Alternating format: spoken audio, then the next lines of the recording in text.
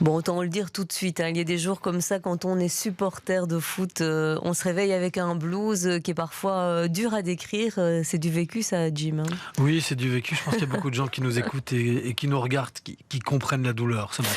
Oui, hier, les deux clubs de la capitale ont vécu une désillusion européenne. L'Union Saint-Gilloise et Anderlecht s'arrêtent aux portes des demi-finales. Alors Gilles Joanneau nous a rejoint dans ce studio. On va en parler avec vous de ces deux rencontres. Mais avant, on va voir ce reportage que vous avez réalisé avec Loïc Bourlard, puisque vous étiez hier soir aux abords de l'Autopark où on retrouvait des supporters des deux équipes.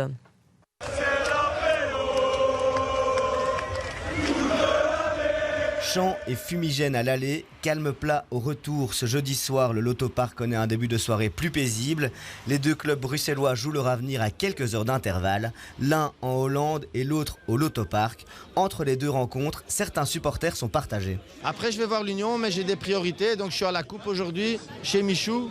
Et quand le match sera fini, en espérant qu'il n'y ait pas de prolongation, alors j'irai voir l'Union. Et ce qui devait arriver arriva. Le RSCA joue les prolongations. Les bars se vident tout doucement, laissant des supporters anderlechtois dans le doute et les unionistes dans l'euphorie d'un match aller réussi.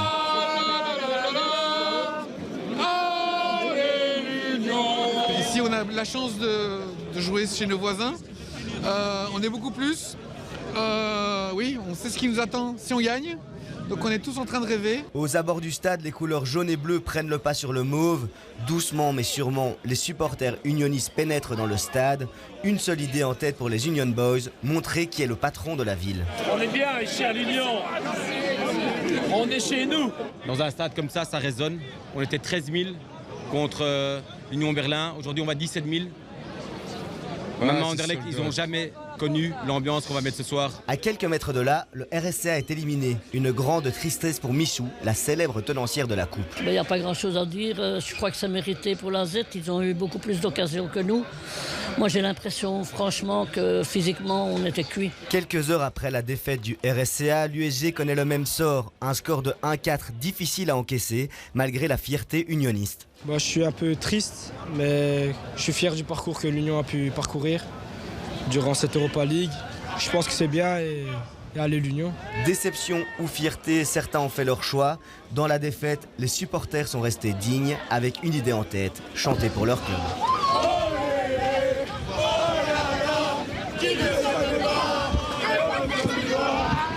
Bon, et ça fait plaisir de terminer tout de même avec quelques sourires et des chants dans cette soirée morose d'un point de vue sportif. On va voir ça avec vous, Gilles Joanneau. Alors, il y a une désillusion commune, on l'a vu dans votre reportage, mais du côté des supporters de l'Union, et ça se voit dans cette dernière image, on peut dire que la fierté tout de même sur ce parcours européen a pris le dessus sur la déception de l'élimination.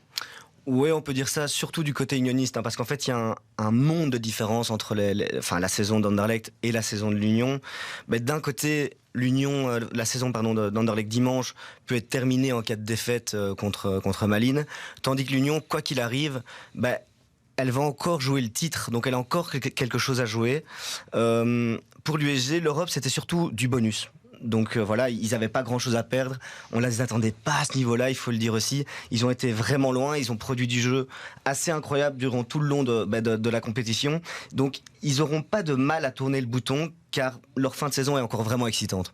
Et même si l'adversaire était un grand d'Europe, ou du moins un club qui revient comme un grand d'Europe et d'Allemagne, le score est sévère tout de même, 1-4, et on l'a vu à quelques moments du match, l'Union reprenait le dessus et ils ont pu y croire à certains moments. Ils peuvent quand même nourrir des regrets sur ce match retour. Ils peuvent en nourrir un peu. Le score est sévère. 1-4, ça fait très dégelé, très déculotté. Alors que sur le terrain, c'était pas tout à fait ça. Je crois que ce qui a vraiment fait la différence entre les deux équipes, c'est le métier. Leverkusen, c'est une équipe qui, chaque année, joue la Ligue des Champions. Ça se voit, ça s'est ressenti. Tandis que l'Union, c'était le petit pousset. Ils ont été jusqu'en quart de finale, ce qui est déjà magique. Donc, la grande différence qui a été faite, c'est le métier. Surtout que, quand ils sont revenus à 1-3, Adingra fait vraiment une action incroyable. Son tir touche la latte. Si c'est 2-3, on ne sait jamais ce qui peut se passer à l'Union. Malheureusement, voilà, ça n'a pas été goal. Et dans le sens inverse, Leverkusen a clôturé le score pour faire un 4. Oui, voilà un beau parcours des unionistes qu'il faut tout de même souligner. Du côté du Sporting d'Anderlecht, la désillusion était sans doute plus forte, hein, malgré la saison compliquée. Au niveau européen, ça a été aussi compliqué à chaque tour. Mais là, en ayant gagné 2-0 au match aller, les Anderlechtois arrivaient confiants, peut-être un petit peu trop. Et tout s'est écroulé en 13 minutes. Ouais, je pense que vraiment après environ 180 secondes, secondes où il y a eu le penalty, tout le monde dans le stade a compris que ça allait être très très compliqué pour Anderlecht et entre guillemets très très facile pour la Z. 10 minutes après, effectivement, il y a eu un autre but qui a fait que c'était 2-0, que la Z avait déjà fait son retard. Donc très rapidement, on a compris que pour Anderlecht, ça allait être très très très très compliqué. Pour eux, la saison va être très longue parce qu'en fait, si dimanche, ils ne l'emportent pas et ils vont pas aux Euro Playoffs, c'est bien simple, leur saison, elle est terminée. Donc ça va être très très compliqué pour la suite de la saison. Oui, vous le disiez, l'Union va pouvoir se focaliser même sur le championnat. Ça va peut-être les aider à se rapprocher ou accéder à ce titre national, de ne plus avoir entre guillemets l'Europa League dans les jambes. Par contre, pour Anderlecht, même en cas de qualification miraculeuse pour les Europe Playoffs, on risque pas de voir les mauvais blancs en Europe l'année prochaine. Non, effectivement, c'est un peu la double peine pour Anderlecht. Dans un sens, il y a une perte financière parce que s'ils accédaient à la demi-finale, ils allaient gagner quand même 2 millions d'euros, ce qui est pas négligeable pour les finances anderlechtoises. Et de l'autre, l'Europe Playoff, même s'ils y accèdent, la saison, elle est ratée quoi qu'il arrive. Donc, pour Anderlecht, la saison est très très dure et on se demande même comment est-ce qu'ils vont faire pour reconstruire l'effectif l'an prochain. Eh bien, on verra. Affaire à suivre, comme on dit. Merci beaucoup, Gilles Joanneau, d'être venu nous expliquer tout ça en studio.